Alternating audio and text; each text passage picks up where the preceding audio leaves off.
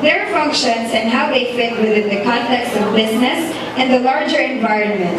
This course requires students to acquire knowledge and develop the skills necessary to be effective in their organizations and to learn the general principles associated with their profession as accountants.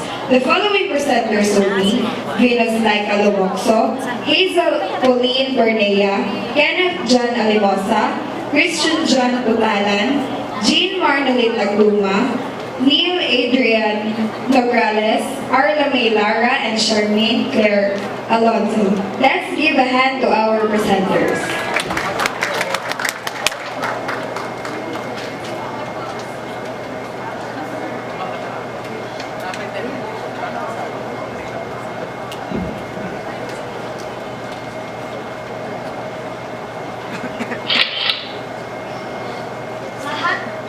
Mahatma Gandhi said, "The future depends on what you do today." So let me ask you this. Have you done something today that your future self will thank you for?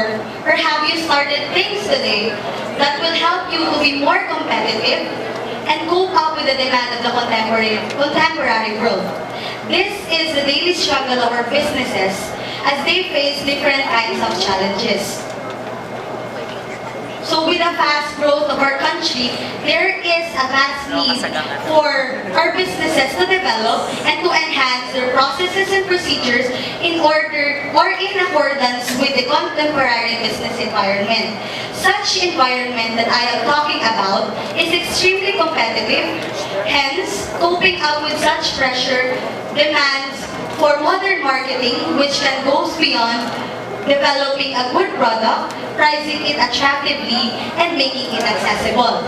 The vast competitive market in the contemporary business environment is changing at a very fast pace. With this, the owners of the business must be eligible enough in order to understand the requirements and grab the fast response of the business. With this, there are three issues that have erupted. This includes earnings management, financial and managerial accounting, and of course, entrepreneurship and new ventures. Earnings management is the purposeful intervention of the management in the external financial reporting process with the intent of obtaining some private gain. With a proper and a good way of earnings management, this entails a proper understanding of the financial and managerial accounting and such knowledge about these different kinds of accounting. And with the help of earnings management, you or any individual can be an entrepreneur if you only know how to innovate, how to create, and how to make things and turn them into a business venture and contribute to the continuous business development. Survival is essential for businesses, and for them to remain in the competition, improvement and development is a must. That's why businesses go international. Nowadays, trade became easier and more accessible. Countries became more open in importing, exporting, and allowing citizens from other nations to open businesses in their own country. So now the question is why? First is profitability. When businesses go international, their market will increase, which will also increase their potential customers and potential revenue. Another is to lower down costs. Some countries have lower costs of labor and also have lower costs of resources because of higher supplies compared to other countries. Yes, there are benefits when going international, but there are also problems like interest and cultural barriers. Some products that are hit here in the Philippines might not get hit there. Another is in the law, tax codes, and compliance issues. Some business practices here in the Philippines might be considered unethical or a violation of the law in other countries. Another is in the accounting standards. There are different methods, valuations, and principles that are available for use, which makes it difficult to compare financial information. And last is in the global currency. Rates fluctuate every now and then, which makes it difficult, and one material can contribute to wrong decisions due to wrong information. That's why users ask for harmonization of accounting standards in order to achieve comparability and transparency of financial information. And this harmonization can be achieved with the help of technology. I presume you have your cell phones, laptops, computers, or other gadgets in your home. It cannot be taken away that technology has been a great help in today's century. Almost all kinds of businesses now are relying on their computers for automating their traditional processes. Now there is a new trend that really improved the analysis of financial statement. Financial data from one country which has a set of accounting standards such as the US GAAP can now be translated into an accounting standard of another country even if they are drastically different. That's how XBRL, or Extensible Business Reporting Language, works. In just one click, your financial statement can now be translated. Thus, it will help an accountant, an auditor, or even an analyst to analyze the financial statement easier, efficiently, and they could be able to provide accurate reports. XBRL also enables the CPA profession to proactively fulfill its mission, which is to protect the public trust. Let's go forward. Information are very vital to the survival of the business. Thus, the company should safeguard its information in order to prevent loss of information and loss on the part of the business. That is why we have 6 physical and IT controls, namely transaction authorization, segregation of duties, supervision, access control, accounting records, and independent verification. E-commerce also plays a vital role in accounting information system. It enhances the reliability of information, it reduces the cost, and it improves the performance of the business. To sum it up, technology does not also provide a proficient growth for the business, but technology can be a catalyst for innovation. Technology really has taken everything into a different level. Right now, in the modern world with the most advanced technology, the accountancy profession also has taken another step and another track. Issues have been gradually present, especially with the ever-demand of the fast-track industry. One of the issues is the disruptive innovation. Innovations that creates a new market and eventually disrupts it. Right now, in the Philippine setup, with the gradually developing accountancy profession, another issue arises with the competence of the accountants and how they can deal with the modern accounting. With this, the Board of Accountancy has taken on measures and implemented another set of curriculum. The Board of Accountancy has divided the accountancy program into 4 different specializations, namely Bachelor of Science in Accountancy, Internal Audit, Accounting Information System, and Management Accounting. The board, after taking the course, the aspiring accountant will then take the first level of examination and will be a certified accountant. Then after 3 years of meaningful experience, the certified accountant may opt to enroll and take the second level of examination and become a certified professional accountant. Going back to the modern world, environmental issues is also an emerging one. It is a problem on how the industry giants will continue to operate and earn profits while compensating and helping in saving the Mother Earth. What we do today will include your tomorrows. There was an issue way back in 1997 in Kyoto, Japan, wherein 184 countries agreed to Kyoto Protocol, thus the concept of carbon credits came into existence. Carbon credit, in layman's term, is like a license to pollute. In order to emit a carbon, you also need to reduce a carbon. There was an uncertainty on the accounting treatment for carbon emission allowances because they don't know what type of a thing it is. A property right, a financial instrument, or a part of the production process. IFRIC 3 is an international accounting guidance issued in 2004, but it is not well followed by the companies leading to a diversity of the accounting treatment for carbon emission allowances. When we hear the word sustainability, we tend to think of renewable fuel sources, reducing carbon emissions, and keeping our ecosystems in balance. Sustainability focuses on meeting the needs of the present without compromising the ability of the future generations to meet their needs. It composes of 3 pillars.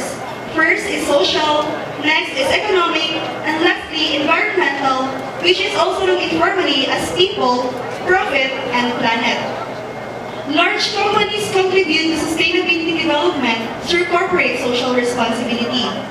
CSR represents policies and practices a company commits to in order to govern themselves with honesty and transparency that will give a positive impact to all of its stakeholders. With all the talk of external factors that affect the economical position of the company, we should also take into effect the internal factors as well. So this is where the term corporate governance takes place. Now, corporate governance is the balance of allocating benefits between the owners, such as stakeholders, partners, or even sole proprietors, versus the employees, which may be executives, managers, or even just a simple rank and file. Now, the CEO is the one who is supposed to govern this term, and it is so crucial for him to do so because if he overcompensates one party, then the whole organization would collapse. So how or why would it collapse? So if the owners are undercompensated, then they would no longer be interested in investing into a business. Therefore, there would be no jobs in the first place. And as to the employees, if they are undercompensated, then they will work inefficiently because they feel like they deserve to get more. The corporate governance is not a stagnant term. It has no stagnant meaning. As time passes, the meaning of corporate governance changes because of gaps in the attitudes of the persons. For example, we millennials want to learn from our jobs, while baby boomers may want to repeat their jobs until they have already mastered it. So that's why the ethics is also important. The ethics is the one that shapes corporate governance.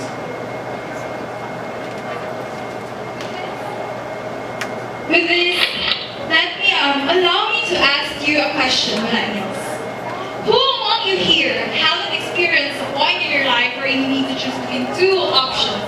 And this so two options will either give you good or bad or both and favorable results. Well, I guess everyone experienced such situations and therefore everyone experienced an ethical challenge.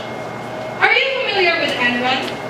Enron is an energy corporation based in Houston, Texas, which ranked as the top 2 in the world's worst corporate accounting scandals of all time. Shareholders lost $74 billion and many employees lost their job.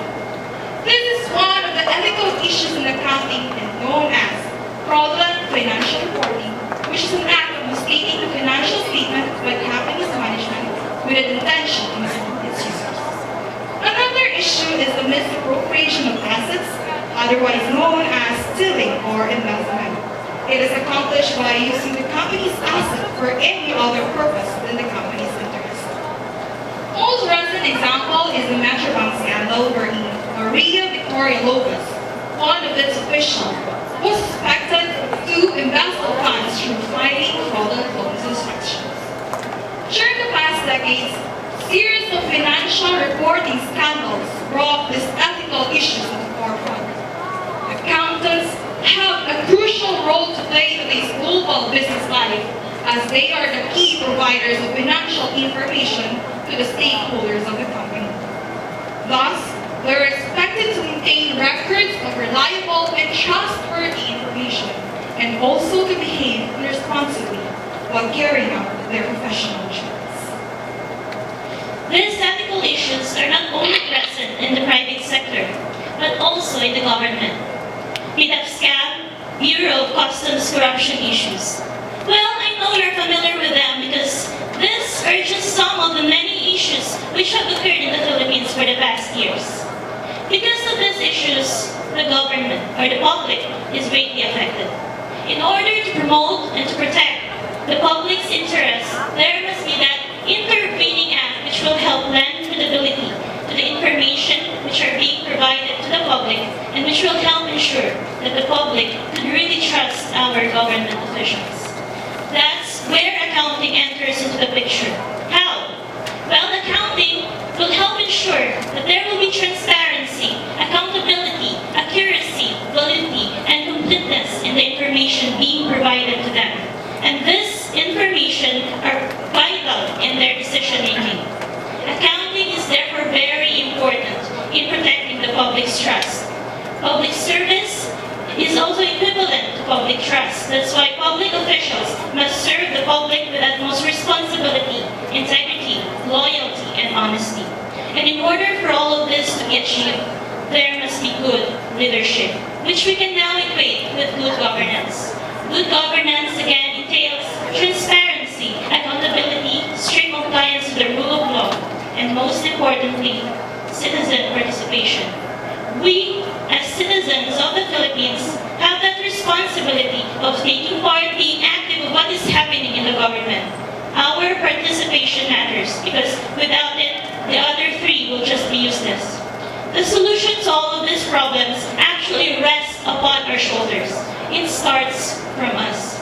As what Mahatma Gandhi said, be the change you want to see in the world. Accountant or not, whoever you may be, your participation matters and you can be the change that our country needs. A warm round of applause to our synthesis presenters. Next is Let Us Be Entertained by another intermission number given by Mr.